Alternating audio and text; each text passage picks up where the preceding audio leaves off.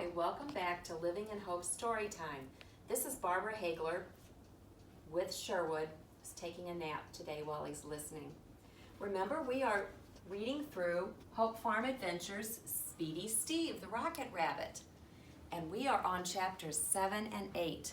If you remember right, Speedy Steve had gotten hurt and he was up and trying to hop, but he was afraid he was going to miss the race. Farmer Dan, in the meantime, was making something for him, and Benjamin found out, but we don't know for sure what it was. So let's read and find out. This chapter is called Rocket Rabbit. The race was tomorrow. The animals at Hope Farm were putting their last efforts into getting ready. Farmer Dan was bringing his horse-drawn wagon with a load of straw to the park for a hayride. All the smaller animals were planning to hitch a ride on the wagon. Benjamin, Rita, and Speedy Steve were stretching. Steve looked over at Benjamin. Benjamin, you and Rita have helped me all you can. I really appreciate it, but my foot just doesn't work right. I can't get much speed with only 3 feet. You and Rita are going to have to compete in the race for Hope Farm. I'll be there to cheer you on. The 3 friends started back to the honeysuckle bush. They were a little discouraged, and it showed in their voices. I wish there was something else we could do for you, sighed Rita. Benjamin stopped suddenly. Rita and Steve practically hopped into him. There, under the bush, was that wooden thing Farmer Dan had been working on. Only now it was painted shiny silver and red. The wheels gleamed. The edge of the board had been painted with the words, Rocket Rabbit. Steve pushed his way around Benjamin. What's this? He asked. Benjamin explained that he wasn't exactly sure what it was, but he heard Farmer Dan call it a skateboard. I know it's something Farmer Dan made for you, Steve. He was talking about how it was supposed to help you get around. Wow, exclaimed Steve. Do you think I could ride on it? It's too small for all of me to fit on it. Wait, I've heard about skateboards. Kids use them to put one foot on and push off with the other. They ride on it and it goes really fast, explained Rita. Try it, Steve. See what you can do. Steve put his bad leg on the board, then he carefully pushed off with his good leg.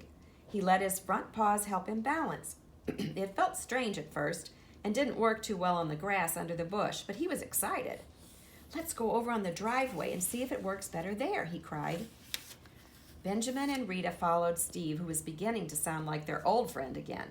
Steve maneuvered the board onto the driveway. He balanced, pushed off, and away he went.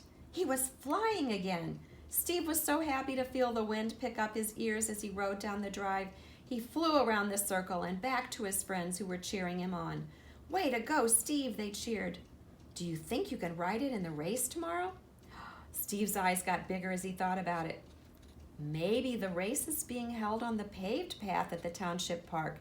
If it is, I think I can. Here's the picture for this chapter. There's Speedy Steve on his Rocket Rabbit skateboard. Okay, the next chapter. It's called A Day to Race. July 4th dawned bright and clear. Let me fix this so you can all see it. The animals on Hope Farm, as well as Farmer Dan and his wife, were up early. There was much work to be done before they could head to the park for an afternoon of fun. Steve practically slept with his head on the skateboard. He was so excited. He didn't care if he won the race. He just wanted to be in the race. He wasn't sure how it was all going to work out. Like, how was he going to get the skateboard on the wagon? Rabbits didn't have hands. But he knew it didn't matter. God would work out the details. Hadn't he already heard Steve's prayer for forgiveness?